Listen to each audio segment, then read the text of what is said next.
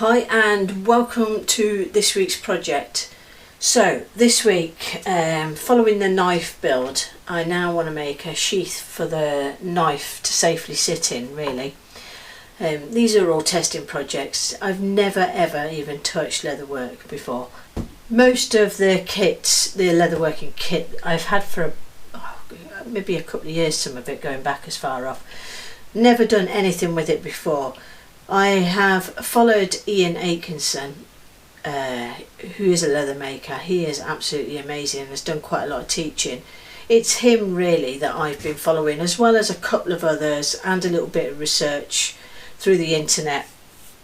But it has mainly been him because he does some long videos showing you how to make certain things. And so I've actually made a template just out of card.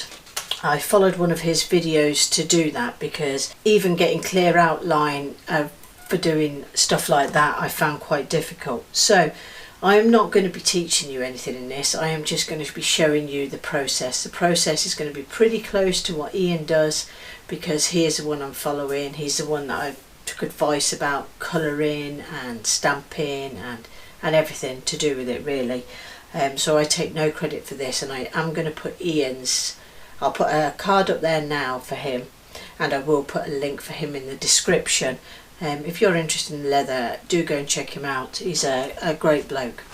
So not that I know him, but his tutorials are brilliant. Most of the tools that I've got, I'll put links to those. They come in from China.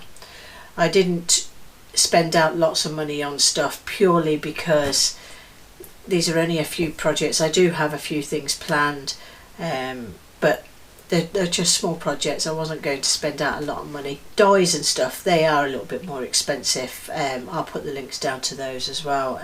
Most of it was from Tandy, but I think there is other places, and Amazon do some bits. So I will put all the links for all the stuff that I've used down below.